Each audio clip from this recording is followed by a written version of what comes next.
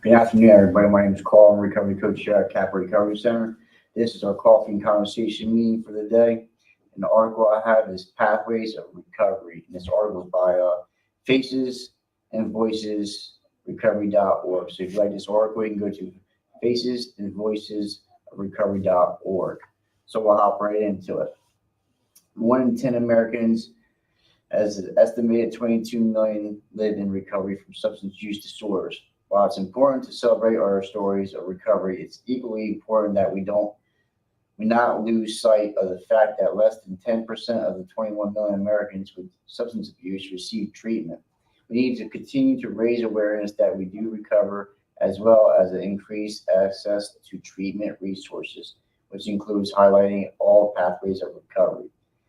A leading study showed that just over half of those who recover do so with the help of mutual aid programs, followed by treatment, recovery support services, and medication assisted treatments. Some utilize more than one type of services. As defined by the Recovery Research Institute, these pathways fall into three main categories. So, one, clinical pathways; two, non clinical pathways; three, self managed pathways. And the first one we're going to touch on is clinical pathways. Clinical pathways of recovery involve professional intervention from a healthcare provider, clinician, or other certified professional that includes clinical treatment, medical managed inpatient treatment, clinical managed residential services, intensive outpatient and partial hospitalization, and outpatient services. So these are some of the services that we can get in recovery. And so I touched on a lot of these services when I first got clean. I went to detox, then I did the residential part. You know, I always did aftercare, so that's very important. So if you're struggling, because we try to do it on our own. I try to do it on my own for a long time, and so I seek professional help. That's when I started to change and started to get better. You know, depending on what you're using and like you're detoxing from, I got in recovery and like I was using heroin and everything else, right? So it's the physical part. You're detoxing, the drugs are coming out of you. So like, get the proper treatment for detox, and they help you with medications, stuff like that.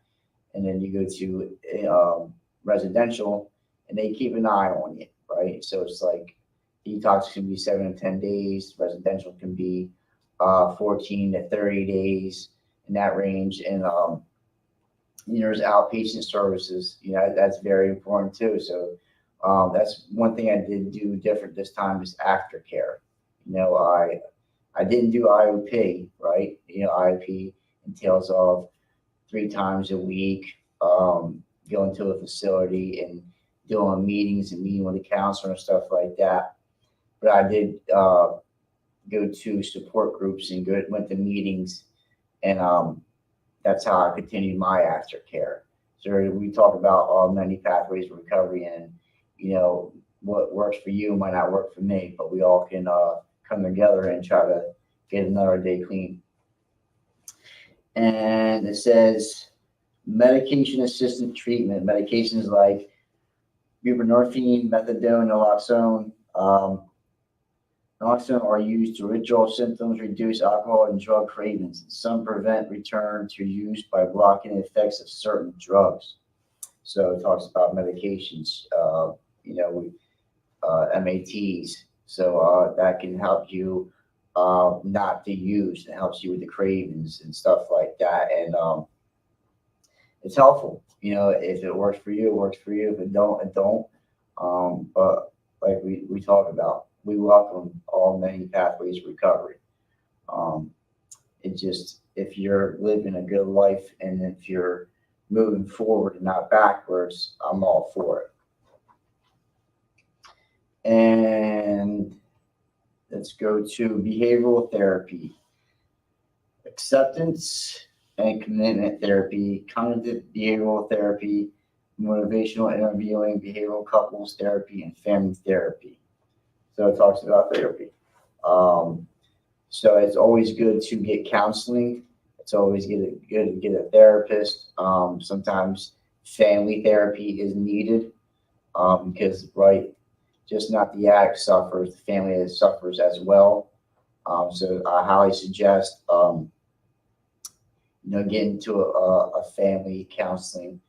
Um, not, you got to keep your recovery separate, but you have to sometimes come together and build these relationships. And it's always good to get a counselor or a therapist to help you facilitate that.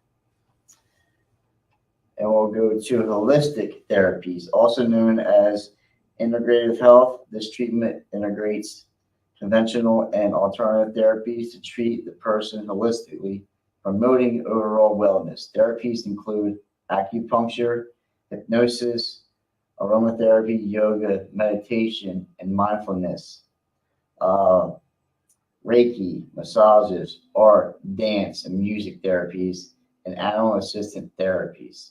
So there's a lot of different things just for holistic. There's a whole bunch of pathways for just holistic. Um, I did with my sponsor, did meditation before, and that helped me. We don't do it all the time, but we have done it. And talks about aromatherapy. He does that stuff too. Like essential oils and stuff like that. He makes his own uh, mixes and stuff like that. So that's always a helpful one. Share a little story with you that I was struggling with real bad panic attacks and anxiety. Like uh, I didn't know why it was happening, right? Because nothing at some times that nothing was going on. I would have these panic attacks. So he made these oils up, and I made my own, and it helped me. I carried that with me into, like, center myself when this stuff was going on, and it did help me. It didn't help me all the time, but it helped me along the way. You know, so it's always a good. I always say the more the merrier, right? I like to, the more help, the more pathways, the more help I need. So it definitely is needed, right?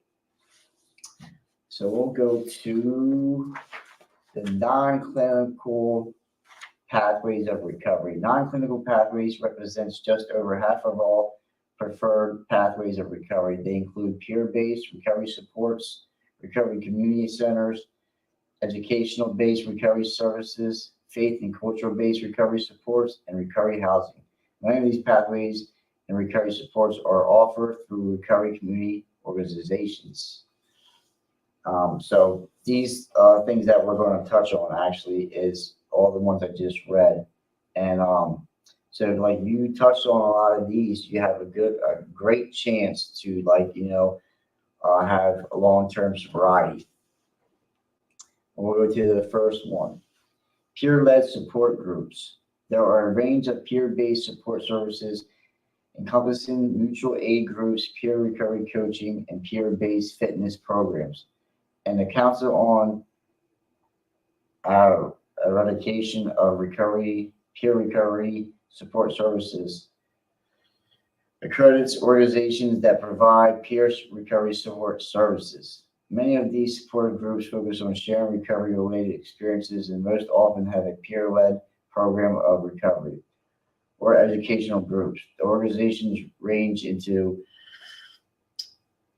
principles, some are spiritual, others are religious, some are singular and evidence-based, and others involve fitness. They include, for specific resources, read our recent blog, and for the non-12-step resource, click here.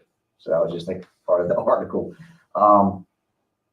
So peer led. So what we do here at Capital Recovery Center, I'm a recovery coach, and we're peer led, and we do just like we're doing now. We do groups and we do support groups. We have our meetings. We have AA meetings coming here. We have NA meetings that come in here. So it's like I need support. I need support on a daily basis, and so I choose to go to NA. And that's a support group as itself. It's a 12-step fellowship, but it is a support group. And that's what helps me. I go to church, so I do a little bit of everything. I try to, because I want to stay clean. I want to live a good life, and I want to change and be better. So there's always, room for change and room for growth. And if you touch on a lot of these things, like you're definitely well on your way. So let's go to faith and cultural-based recovery support.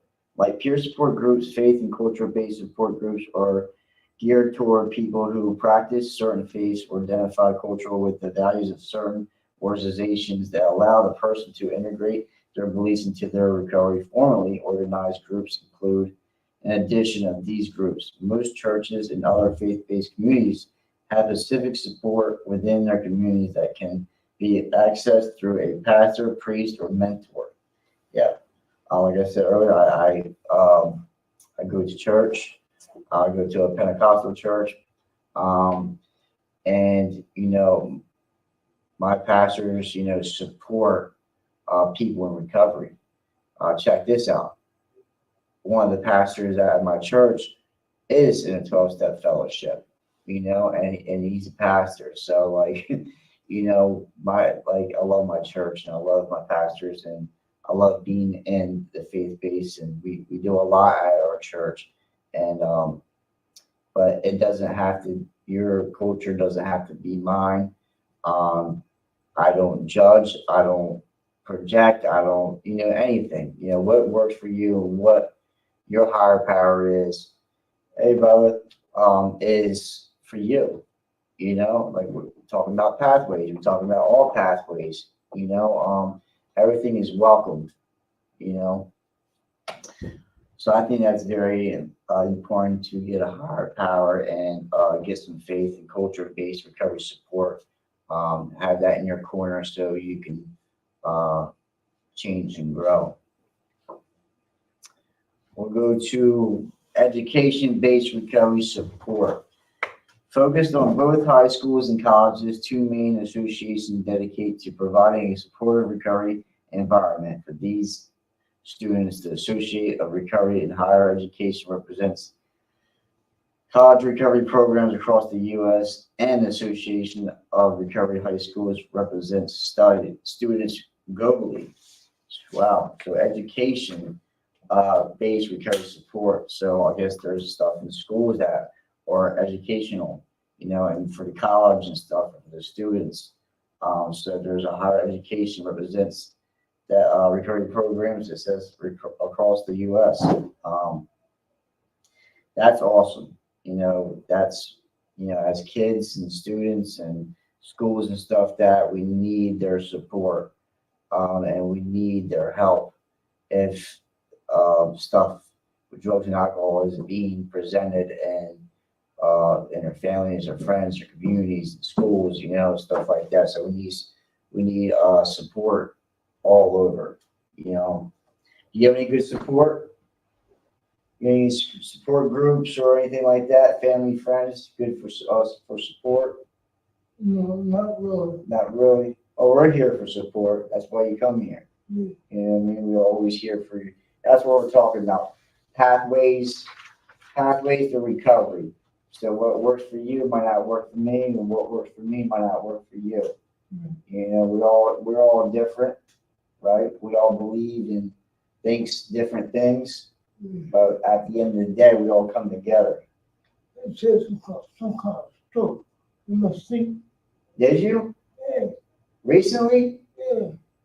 No, Friday, yeah, Friday. You okay? I'm more pain, but I think I'm okay. Stiff, Steph? so, so, You're sore. yeah, You're sore and struggling. Yeah. You gotta rest. You gotta rest and take it easy. We worry about you. Worry about her. That's another thing we gotta worry. Like you touched on, your health. We gotta take care of ourselves. yeah. And that's another pathway of recovery is doctors, right? You gotta get checkups, get blood work. Worry about being healthy. Hey, how you doing? But that's about a back cramp, rest, Yes. having trouble with my knees. Beautiful day. Is it out warm out there? Oh, it's beautiful out. Beautiful, beautiful, beautiful. Yeah, we were just talking about, we're talking about pathways of recovery and everything for everybody's different. It is. And I know you was just touching on his health, you know, a stroke in his sleep or something like that. You had a stroke in your sleep. You said it was true. Your brother said that's how you always been looking. But we gotta worry about our health. That's another thing we're talking about pathway of recovery is like, blood work, routine, checkups, doctors, you know what I mean? Very important to worry about our health. Do you agree? I agree 100%. I had a stroke October 2006. Yeah. And just this year, I got a clay head. Clay, you have to go to the doctor. You got to get yourself taken care of. Yeah, You know what I mean? Because what you might seem like you're okay might not be okay. yeah. Went to the doctor, what happened? He had high blood pressure. I'm That's sorry, a yeah. silent killer. You know Yeah, what I we mean? might not, know. We don't know. We might think we're okay, but when you take the blood work and stuff like that, Mhm. for everybody in the world, people need routine checkups. Right? You know, because you don't want to catch something when it's too late. Exactly. You know what I mean? Then what are you gonna do? Yes. You know what I mean? If you got routine checkups and catch it, and some medications work and don't, you know, so it's important. It's very important. This is my brother-in-law. I've been with my husband 44 years. And I was telling him, you have to go to the doctor to get yourself checked. The Yeah, problem is his knees. I said, go to the doctor. So he found a way yesterday. Guess what? Yeah, a lot of fluid on his knees. I said, didn't I tell you? Hey, what the doctor gonna do? yeah. Sometimes something's going on. There's something wrong. Right, You know, right, there's proper treatment for that. right. We can't become our own. That's what I did for the longest time in my addiction. It was becoming my own doctor. Right. Mhm. You know what I mean? I can't run off my own juice. Can't, You know? just can't. Yeah, you want to be healthy and live without pain and suffering, you know? And I see a doctor every couple of months, every 3 months, a routine checkup, blood work, medicine, Mhm. you know, so it's very important. So, I want to sleep at night. I want to go they all still, Stiff. But you never call me. I'm all still, you know, yeah. For the last 3 days, I'm gonna take him to the emergency room. Get him checked I out? am, I because would, I am. Like I said, I'm a stroke patient. yeah, Man, they can say yes or they can say no, but I'm still gonna take them. yeah. But I've been calling for the last 3 days. Clay, he won't answer the phone. Even that reason why he's late, because I kept calling him when I answered the phone. My husband said, just go there. I blow. I wouldn't get in there and check him out, Oh, just in case to be safe, Mhm. to make sure you're all right, you That's know? right. Got to. have to. They care about you. Yes, You know what I exactly. mean? Yeah. Exactly. That's what about being supportive, and Mhm. having family and friends and stuff like that to support you and want you to get better and want you not to be sick, Right. you know? Let's go to recovery housing. It says often, let me skip down here. Recovery housing often referred to as Oxford House, halfway houses, or sober living homes. These facilities provide a safe, clean, and supportive environment for people. Transitioning out of formal treatment, individuals live in a supportive peer environment and may be required to adhere to certain rules such as a regular drug test. To stay at the residence, you can find houses that have been certified through the National Alliance of Recovery Residents. So that's another part of recovery is find recovery housing. A lot of us don't have housing. We go into treatment and stuff like that. And these Oxford House and sober livings, it's recovery based. A lot of them recovery based. It talks about random drug screenings, meetings and stuff like that. They have a house manager there. So it makes you rebuild your life. You know what I mean? To be a productive member. You know, I wasn't making my bed and doing this and be cleaning the house up, stuff like that. It helps you with all that stuff. Mhm. Because they make you accountable. Right. You know, because you're around other women, other guys that will help you just like you, support you, and become somebody different. So they got a place called Oxford House? It's an Oxford House. Yep. So living Oxford. It's a house. It's male, female, but it's all males or all females, Mhm. and every house is different. Every house is different. They have different rules and stuff like that, but mainly it's for like recovery. To help you along your recovery, keep you accountable. You know. You got shared kitchen? Yeah, I've never been in one, but they all live in a house. Mhm. It's kitchen, they have Oh, their the bedroom. rooms and stuff Okay. like that. You got So- double bedroom? Yeah, Okay. they're all bedroom, or I think it might be two to a room. So they're, like I said, depends on what house you go to. Right. They're different, all different. But they're all recovery based. Excuse me. Allergies like crazy. Yeah. Let's go to recovery community centers. RCOs are hubs within the recovery community. With these dedicated spaces, people in recovery can find a network of helpful recovery support services. These include peer-based meetings, peer mentor programs, referrals and support services, and social events. The Association of Recovery Community Organizations lists the national network of RCOs, helping them to provide a unified voice advocating for people in recovery. So we're a recovery center. So we're for our community. We're resources. We have a lot of outlets here. We help with housing. We help with funding for we were just talking about the Oxford housing. We help funding for the first month when people get in recovering into a house. Food assistance, we can help with that. So we have a lot that goes on here. It's just not meetings. Right, I want to talk to you about that too, because the situation that Clay is in right now, he's under the Common County Board of Social Services Mhm. program on a grant for them, a voucher for them for housing. And that's going to expire October 31st. Mhm. So after October 31st, he's got to find a place to stay, Right. or he's going to be back homeless on the street. And we can talk with somebody here. Sarah Williams, I've been talking to her, Okay. and she told me, like a lot of places waiting list is closed. That's a big thing too, to like actually get into somewhere is like as soon as possible. It's tough It because is. everything's it's a waiting list. She knows more than me about the housing and stuff like that. Mhm. I'm more on the aspect of the sober living, the Right. sober housing aspect, but like officially housing and stuff like that, she's more educated than I am. Okay. But if there's anything that she can do, she will do. Yeah, I was talking to her Friday. And it all depends on his situation too. Like you said, maybe they can find him something for a temporary until they find some permanent stuff like that. Because a lot of things are a wait. It is, and he's been on waiting list, over 1 or 2 years now. Yeah. So the waiting list is closed. They even had a lottery, last month for Section 8, Mm-hmm. and I applied for the lottery, Section 8, and they sent a letter, I'm sorry, but he was not one of them that got picked.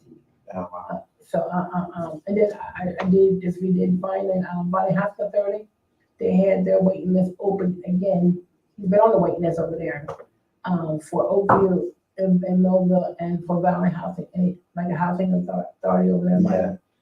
And so he's on the waiting list, so we had to wait and see. Is he on Social Security, anything like that? SSI, I would go to that office. the Social Security office? Yeah, for sure, 100%. Explain to them, Okay, It's okay. so that's Social Security now? Yeah, I would go there. Okay, Yep. And explain his situation. yeah, so they 100%. can help him. Yep. So you think they will help with housing? I'm not saying they can, but they definitely know where to go to. Like they're gonna have other resources and outlets for him. You know what I mean? Since he's already on it and he's been there, you know what I mean? So I definitely would go there and explain what's going on Okay. and see what they have to offer. You know? Okay. So yeah, housing is a big part of recovery. Yes, because everybody knows Clay, and I've been knowing him for 44 years since I've been with my husband. they know that you normally, he couldn't go month to month without having a dollar in his pocket. Yeah. I mean, so now I'm not gonna allow him to have money in his pocket, but he also have money on his card, Hmm. because he no longer do drugs. Yeah. And that's because he moved from that environment. And where he's living at now, it's a safe haven for him. Yeah. I mean, it's a safe haven for him. You don't really know the neighbors, hello, how you doing? But there's nobody there to offer. That's another thing. Part of addiction is like your environment. Sometimes you can come product of your environment, and I did, as a kid too. Like people I hanged out with, Mhm. where I associated with, where I lived at. Mhm. That plays a big part in your recovery. Exactly. People, places, and things will always apply to Mhm. recovery. And it's when you're homeless or don't have a place to go or a bad place, not a good environment, toxic. It's a struggle. It can be harder. These low income apartment complexes. Yeah. Very hard. And nowadays, it don't even have to be in that area. The area, it's like everywhere is nowadays. Oh, yeah, yeah. So it's tough. It really is. Yep. We'll go to the next one. Employment-based. Employment-based recovery support. Usually larger organizations offer employee assistance programs to help support and improve employee wellness. That includes support and resources for employees with substance use disorder. There are also organizations that help individuals in recovery facing certain challenges, like an incomplete educational background or a prior criminal record, to achieve employment. One organization that can help provide these services is recovery through Entrepreneurship. There you go. See, that's a word right there. Yeah, my son has a degree in business. Does he? Yeah, yes. Awesome. Mhm. So employment, we're touching on employment.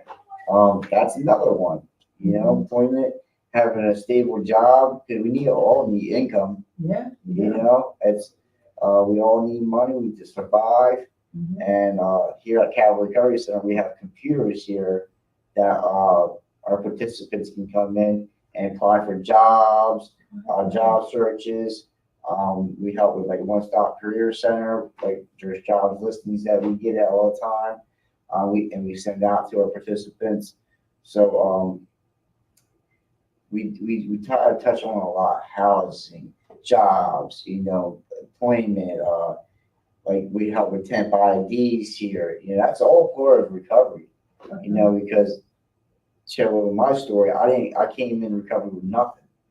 How many times I had an ID, I lost my ID, Social Security card, birth certificate, didn't have a job, didn't have a license, didn't have school thing. That's all part of recovery and rebuilding your life. And look at you now. And since I've been in recovery, I got all these things. You know what I mean? And that's all through recovery pathways that I chose to do. Everybody needs, not just in recovery, but life in general, needs support and need some type of help. Everybody does. Can't live in this world alone. No, you can't. I tried it, and it led me to a dark place. Mhm. And we'll get to the last one here. Self-managed pathways. Self-managed pathways of recovery simply means that there is no formal process of recovery or engagement in professional services. Individuals choose to create their own path of recovery. So there's a lot of things that we have to do and adapt to for our lives, but there's some things that we choose to do in our recovery. One of my outlets for me is fishing. That's part of my recovery process. You need an outlet. You need to find a good place. It can be whatever it is for you. The outdoors, hiking, fishing. You know what I mean? So that's talks about self-managed pathways. My first thinking was like, what do I do for my recovery? That helps me stress relief, or I just need to get away for a little bit. So we all need to have self-care. Basically, that's another thing is self-care. What do you do for you? And you need to do something other than just watching TV all day. Yeah, be active. Very Do something. You gotta do something. Mhm. I'm gonna see a doctor. It's trouble starting now. But that's what we're gonna, you gotta get you Yeah. checked out. Yeah, I'd like to know what happened. What would you call it? If you go to sleep, and then you go. Like that. Yeah. And Oh. see, I'm trying to find out this today. I pick them Yeah, I up. would check, get him checked Yeah. out. I told you, what I got is I have. Well, the doctor will know. The doctor knows. The They doctor, run that for you. they'll run tests on you and all that good stuff, Mhm. just to make sure you're all right. I don't know what it is. Wait, but the doctor. Doctors will. Mhm. I don't understand what I got. Mhm. Just to make sure you're all right. I don't know. Right. Well, I'll find out. Yeah, But before you was like that, cause you don't like to be active. You don't, all you want to do is sit in my house, watch TV all day. yeah. And it was more than life than that. Yeah, I was gonna thank you. Now, I've seen about it. Yeah, but sometimes y'all like your brother call you to come up to the house, just sit and chill with him, and you didn't even answer the phone. You just would not answer. I was I said constantly. the phone. Yeah. That's what we're just talking about, self-care. There's some things we gotta do, to get active, or, just little things, do little things. That's what he just cut his grass and said, your grass need to be cut. I cut your grass. He wasn't cut, but the landlord, he came down, he cut it. Anyway, Yeah, but that's something that he could do to make himself active.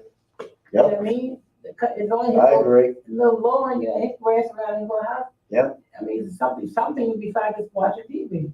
Yep. He's not motivated.